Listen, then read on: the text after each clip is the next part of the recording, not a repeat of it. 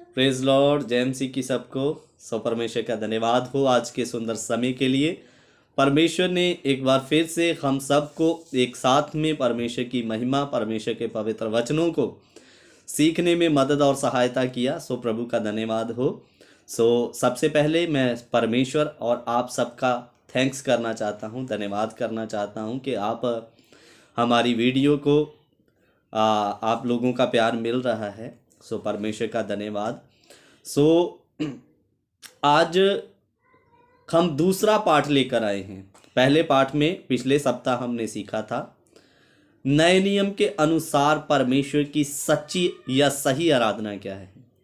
सो आज हम दूसरा पाठ सीखने के लिए जा रहे हैं, जिसके बारे में मैंने बताया था कि बहुत सारे फिलोसफर या बहुत सारे बाइबल के सेवक दाऊद के विषय में उदाहरण देते हुए कलीसिया में कहते हैं, आइए हम सब दाऊद के जैसे आत्मा में भरकर नाचें। लेकिन वाकया में क्या हम दाऊद के जैसे परमेश्वर की कलीसिया में नाच सकते हैं या नहीं? तो परमेश्वर के पवित्र वचनों को आज हम बड़ी बारीकी से देखने के लिए जा रहे हैं। सो बड़े ध्यान से जितना भी समय हम बैठें परमेश्वर के वचन को सुने, परमेश्वर के वचन को सीखें, सत्य को जाने। वचन में लिखा, सत्य को जानोगे तो सत्य तुम्हें स्वतंत्र करेगा। सो मेरे प्यारो, आज हमें इस सच्चाई को जानना बड़ा जरूरी है। पहले पाठ में हमने देख लिया है नए नियम के अनुसार आराधना कैसी होनी है। नए नियम की आराधना और पुराने नियम की आराधना में जमीन और आसमान का फर्क है। सो नए नियम की पार्ट 1 में हमने आराधना कैसे होनी है सीखा है, और अब आज हम दूसरे पाठ में देखने के लिए जा रहे हैं कि पुराने नियम की आराधना में क्या क्या चीज़ें होती थी। और दाऊद नाचा तो वहाँ पर केवल संदूक के सामने क्या वो नाचा, जहाँ उसने वहाँ पर और भी विधियों को किया। क्या आज हम नए नियम में वो विधियों को कर सकते हैं या नहीं? सो हम इन सारी बातों पर से आज पर्दा उठाने के लिए जा रहे हैं। सो आप लोगों से रिक्वेस्ट है कि आप हमारे साथ जुड़ें। हमारे चैनल को, जिसका नाम जाने वचन की सच्चाई है, सब्सक्राइब करें, बेल के आइकॉन को दबाएं ताकि आपके पास हर वचन का नोटिफिकेशन आपको मिलता रहे। सो परमेश्वर का धन्यवाद। तो आइए हम अपने विषय में चलते हैं। तो मेरे प्यारों, सबसे पहली बात आप ये बात जान लें कि नए नियम और पुराने नियम की आराधना में फ़र्क है। एक जैसी नहीं थी ये आराधनाएं।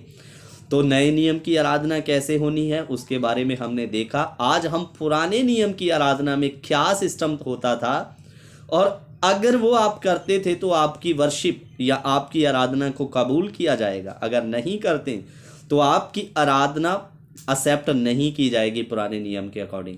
तो सबसे पहले हम देखेंगे पुराने नियम में से कि जहाँ तक हमने खोज की है, पुराने नियम में आराधना शब्द सबसे पहले बार कब आया। हिंदी में वो अनुवाद हमें नहीं मिलेगा, लेकिन हम आपको इंग्लिश में बताएंगे। इंग्लिश में वो शब्द दिया गया है। आइए हम पढ़ें। सबसे पहली बार पुराने नियम में या पवित्र शास्त्र की किताबों में आराधना का शब्द कब आया? मेरे साथ आप पढ़े उत्पत्ति 22 अध्याय। और उसने अपने सेवकों से कहा, और 5 वचन हम पढ़ रहे हैं, ध्यान देकर सुनिए। उत्पत्ति 22 का 5 वचन पढ़ रहे हैं, आप लोग ध्यान से सुने जी। और उसने अपने सेवकों से कहा, गधे के पास यहीं ठहरे रहो। हाँ। यहाँ लड़का और मैं वहां तक जाकर और दंडवत करके फिर तुम्हारे पास लौट आएंगे। जी, यहाँ पर ध्यान देकर सुनना। ये घटना क्या है? जब 90 साल की उम्र के पश्चात अब्राहम को एक पुत्र उत्पन्न हुआ। उसको अब्राहम को परमेश्वर ने परखने के लिए कहा कि तू अपने बेटे इसहाक को मेरे लिए बलि चढ़ा दे। तो अब्राहम के लिए ये करना थोड़ा कठिन जरूर था, लेकिन अब्राहम अपने बेटे को परमेश्वर से बढ़कर ना मानते हुए परमेश्वर की आज्ञा का पालन करके उसे अपने साथ जब बलि करने के लिए लेके जा रहा है, तो साथ में सेवक है, गधा है, उसका बेटा भी है। तो क्या यहाँ पर बोल रहा है? अपने सेवकों को दोबारा पढ़ेंगे हम लोग 5। और उसने अपने सेवकों से कहा, अब्राहम ने अपने सेवकों से कहा, गधे के पास यहीं ठहरे रहो। तुम गधे के पास यहीं ठहरे रहो। ये लड़का और मैं वहां तक जाकर, ये लड़का यानी कि मेरा बेटा और मैं वहां तक जाकर, और दंडवत करके, और इधर में शब्द आया हम दंडवत करके, फिर तुम्हारे पास लौट आएंगे। फिर तुम्हारे पास वापस लौट आएंगे, परमेश्वर को दंडवत करके। तो यहाँ पर हमारे हिंदी में जो अनुवाद हमारे पास है, वहाँ पर आराधना शब्द की जगह यहाँ पर दंडवत शब्द दिया गया है। लेकिन जब इसी आयत को हम इंग्लिश में पढ़ते हैं तो वहाँ पर परमेश्वर के वचन में साफ आराधना या वर्शिप शब्द दिया गया है। मैं चंद लाइनें आपके लिए पढ़ूंगा, सो आप इंग्लिश में सुन लीजिए। पहली बार वर्शिप या आराधना शब्द कब आया? सो मैं आपके लिए पढ़ूंगा, आप सुन लीजिए। उत्पत्ति जेनेसिस उसका 22 चैप्टर वर्स 5। तो मैं पढ़ूंगा, आप सुन लीजिए। मैं सारी लाइनें नहीं, लेकिन 2 लाइनें मैं पढ़ूंगा आपके लिए। And the boy go over there will worship and then we will come back to you. तो यहां पर लिखा वी विल वर्शिप। सो हम परमेश्वर की आराधना करके तुम्हारे पास वापस आ जाएंगे, इधर में अब्राहम कह रहा है। तो मेरे प्यारो, इधर में पहली बार जहां तक हमने छानबीन की तो वर्शिप शब्द, आराधना शब्द आया। तो यहां पर हिंदी में लिखा दंडवत करके, लेकिन इंग्लिश में वर्शिप, यानी कि हम परमेश्वर की आराधना करके वापस तुम्हारे पास आ जाएंगे करके। सो इधर में वर्शिप या आराधना करने के लिए जब अब्राहम गया, तो मैं आपको बता दूं, पुराने नियम की आराधना बलि या खून बहाए जाने के बिना कबूल नहीं की जाती थी। एक बार दोबारा रिपीट कर रहा हूं, पुराने नियम की वर्शिप या आराधना बिना जानवरों का खून बहाए कबूल नहीं की जाती थी। एक वचन आप पढ़ लीजिए, इब्रानियों की पत्री 9 का 22 वचन हम पढ़ेंगे। इब्रानियों की पत्री उसका 9 अध्याय 22 वचन, ताकि आपको समझ आ जाए। परमेश्वर की आराधना में पुराने नियम में बलि होना जरूरी था, उसके बिना आपको पापों की माफ़ी मिल ही नहीं सकती थी मेरे प्यारे। इब्रानियों की पत्री 9 अध्याय 22 वचन हम पढ़ेंगे। सो बड़े ध्यान से सुनिए आप लोग, और मैं आपसे रिक्वेस्ट करना चाहता हूं, जो भी आयतें हम पढ़ाते हैं आप खुद बाइबल निकाल के उन सब चीज़ों को क्लियर करें, रिपीट करें, पढ़ें जी। सच तो ये है कि व्यवस्था के अनुसार पेय सब वस्तुएं लहू के द्वारा शुद्ध की जाती है। हाँ। और बिना लहू बहाए पापों की क्षमा नहीं। हाँ, तो इधर में लिखा बिना लहू बहाए पापों की क्षमा नहीं।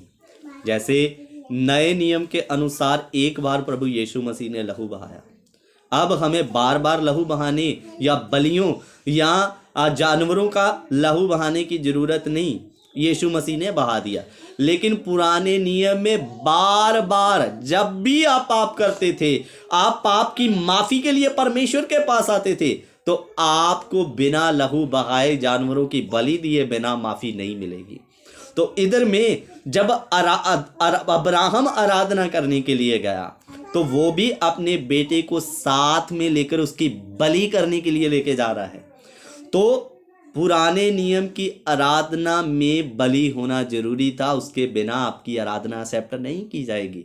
लेकिन मेरे प्यारो, नए नियम की आराधना में आपको अब बार बार बलि करने या खून बहाने की जरूरत नहीं।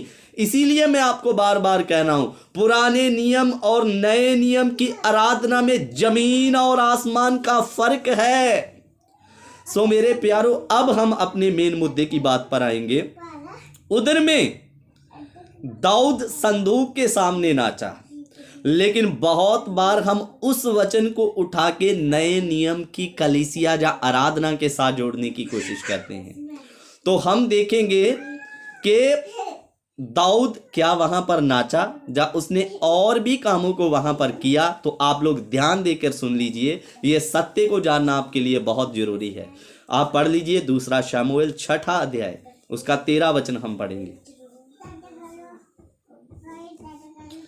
तब यहोवा का संदूक उठाने वाले 6 कदम चल चुके। इधर ध्यान देकर सुनिए, जब दाऊदपुर में परमेश्वर के वाचा का संदूक दाऊद वापस लेकर आ रहा है, तो इधर में लिखा जब यहोवा का संदूक उठाने वाले 6 कदम चल चुके, तो दाऊद क्या कर रहा है, ध्यान देकर सुनिए। तब दाऊद ने एक बैल और एक पाला पोसा हुआ बछड़ा बलि कराया। इधर ध्यान देकर सुनना, 2 चीजें आपको बड़ी ध्यान देकर सुननी है। जब दाऊदपुर में वाचा का संदूक वापस आ रहा है, वहां पर रास्ते में नाचने से पहले दाऊद ने एक बैल और एक पाला पोसा हुआ बछड़ा बलि कराया। मेरे प्यारो, क्या लिखा? एक बैल और एक पाला पोसा हुआ बछड़ा बलि कराया। मैंने आपको पहले ही बताया, बिना बलियों और बिना लहू बहाए आपकी पुराने नियम की आराधना एक्सेप्ट नहीं की जाएगी। इधर भी दाऊद क्या कर रहा है, इधर में ये आराधना तो नहीं कर रहा, लेकिन परमेश्वर के वाचा का संदूक जब दाऊदपुर में वापस आया, तो सबसे पहले इसने एक बैल और एक पाला पोसा हुआ बछड़ा बलि कराया। जी आगे अब ये क्या करने के लिए और दाऊद सनी का इपोद और कमर में दूसरा नंबर, दाऊद सनी एपोद के कपड़े के द्वारा अपनी कमर को कसे हुए यहोवा के सम्मुख तन मन से नाचता रहा। और इधर में लिखा तब वो दूसरा नंबर उसने क्या किया, पहले एक बैल और एक पाला पोसा हुआ बछड़ा बलि किया। दूसरा नंबर, वो अपनी कमर को कसकर यहोवा के सम्मुख तन मन से नाचने लगा। तो आज बहुत बार आपको आराधना में, नए नियम की आराधना या कलीसिया में डांस करना है, आपको एक ही बात दाऊद की बताई जाती है कि आइए हम दाऊद के जैसे नाचेंगे। मेरे प्यारो, दाऊद केवल नाचा नहीं, नाचने से पहले उसने एक बैल और एक पाला पोसा हुआ बछड़ा बलि कराया, फिर वो नाचा। जी आगे। यूं दाऊद और इस्राएल का समस्त घराना यहोवा के संदूक के को जय जयकार करते हुए नरसिंगा फूंकते हुए ले चले। जी आगे। जब यहोवा का संदूक दाऊदपुर में आ रहा था, तब शाऊल की बेटी मिकाएल ने खिड़की से जाकर दाऊद राजा को यहोवा के सम्मुख नाचते कूदते देखा। जी नाचते कूदते देखा। और उसे मन ही मन तुष्ट जाना। जी आगे। लोग यहोवा का संदूक भीतर ले आए और उसने स्थान में अर्थात तब तंबू में रखा। और उस संदूक को लाकर तंबू में रखा गया। मेरे प्यारो, जो दाऊद ने उसके लिए खड़ा कराया था। और दाऊद ने यहोवा के सम्मुख होम बलि और मेल बलि चढ़ाई। और इधर में मिलाप के तंबू को, वाचा के संदूक को मिलाप के तंबू में जब रखा गया, तो उसके बाद में दाऊद ने वहां पर मेल बलि और होम बलि फिर से चढ़ाया। मेरे प्यारो, जी आगे। जब दाऊद होम बलि और मेल बलि चढ़ा चुका, तब उसने सैनों के यहोवा के नाम से प्रजा को आशीर्वाद दिया। जी आगे। तब उसने समस्त प्रजा को, अर्थात क्या स्त्री क्या पुरुष, समस्त इस्राएली भीड़ के लोगों को एक एक रोटी और एक एक कटोरा मांस, टुकड़ा मांस, एक एक रोटी, एक एक टुकड़ा मांस और किशमिश की एक एक टिक्कियां बंटवा दी। और किशमिश की टिक्कियां बनवाई, और एक एक रोटी, एक एक मांस का टुकड़ा और एक एक किशमिश की टिक्कियां सभी लोग जो वहां पर मौजूद थे बंटवाती। मेरे प्यारो, इधर में हम 4 चीजें पढ़ रहे हैं। पहले एक बैल पाला पोसा हुआ बछड़ा बलि कराया, फिर वो नाचा, मेल बलि और होम बलि किया, और चौथा नंबर एक एक रोटी, एक एक मांस का टुकड़ा और एक एक किशमिश की टिक्कियां बांटी वचन में लिखा। मेरे प्यारों, आज आपको पास्टर लोग केवल दाऊद की एक चीज के बारे में बताते हैं, दाऊद नाचा, हमें भी नाचना है। तो मेरे प्यारों, वहां पर 4 मुख्य काम हम उसके पढ़ रहे हैं, आप लोगों ने अच्छे से सुना। तो मेरे प्यारों, जब हम इन एक काम को छोड़कर, नाचने को छोड़कर, जब पास्टरों से इन 3 कामों के बारे में पूछते हैं, उन्होंने तो बैल और पाला पोसा हुआ बछड़ा बलि किया, होम बलि मेल बलि चढ़ाई, मांस का टुकड़ा, किशमिश की टिक्कियां और रोटी भी बांटी, तो वो क्या कहेंगे आपको? ये पुराने नियम का सिस्टम था, नए नियम में अब नहीं चलेगा। मेरे प्यारों, कान खोलकर सुन लीजिए, जब नए नियम, पुराने नियम का बलि करना बचा नहीं, जब होम बलि मेल बलि बची नहीं, मांस का टुकड़ा और किशमिश की टिक्कियां बांटना नहीं बची, तो नाचना आप कैसे अलाउड कर रहे हैं नए नियम की आराधना में? मेरे प्यारों, ये सिस्टम पुराने नियम का था, नए नियम में नहीं चलेगा। आपको मैं साफ रीति से बता रहा हूं, हम परमेश्वर की आराधना को मनोरंजन करने का स्थान ना बनाएं, सही में परमेश्वर से संबंध बनाए, परमेश्वर के साथ बातें करें आराधना के द्वारा, ना कि अपने जीवन में मनोरंजन करके घरों को आ जाए। दाऊद केवल नाचा नहीं है, आपको धोखा दिया जा रहा है। दाऊद ने बैल भी बलि किया, पाला पोसा हुआ बछड़ा बलि किया, लेकिन जब हम पास्टरों को पूछते हैं दाऊद ने तो ऐसा भी किया, तो फिर वो बोलेंगे वो पुराने नियम का था। वो पुराने नियम का था, नाचना भी पुराने नियम का है। आपको एक बार भी नए नियम की आराधना में कलीसिया ने नाचते हुए आराधना किया, जहां उन्होंने परमेश्वर की महिमा नाच कर की, एक वचन मुझे नए नियम में से दे दीजिए। मेरे प्यारों, आपको नहीं मिलेगा। आप हमारे नए नियम के अनुसार आराधना कैसे होनी है उसका हमने पहले अगले सप्ताह में पाठ डाल दिया है, आप सुन सकते हैं, ताकि आपकी सारी कन्फ्यूजनें दूर हो जाएगी। तो मेरे प्यारों, आप एक बार लास्ट में मैं बोलना चाहता हूँ, नए नियम और पुराने नियम की आराधना में जमीन और आसमान का फर्क है, एक जैसी नहीं है। अब नए नियम की आराधना की कई विधियों को वहीं पुराने नियम की कई विधियों को वहीं छोड़ा गया है, नए नियम में जिनको अलाउड नहीं किया जा सकता। बाकी नए नियम के अनुसार आराधना कैसी होनी है उसका पाठ हमने ले लिया है, अब मैं दोबारा इसमें रिपीट नहीं करूंगा। अगर आपको जानना है तो उसके लिए आपको हमारा पहला पाठ या फर्स्ट पार्ट, नए नियम के अनुसार आराधना कैसे होनी है, वो आप सुन सकते हैं, ताकि आपको पता चल सके नए नियम के अनुसार यीशु मसीह की आराधना का सिस्टम क्या है। सो प्यारो, आप इस धोखे से बाहर आइए। दाऊद केवल नाचा नहीं, उसने बहुत सारी और भी विधियों को किया, जो आज ना तो नए नियम में नाचना अलाउड है, ना बलि करना अलाउड है। मेरे प्यारो, नए नियम की आराधना आत्मा और सच्चाई की आराधना है, भक्ति और भय की आराधना है। इस सच्चाई को जाने। प्रभु आप सबको आशीष और बरकत दे। जय मसीह की सबको। God bless you ji.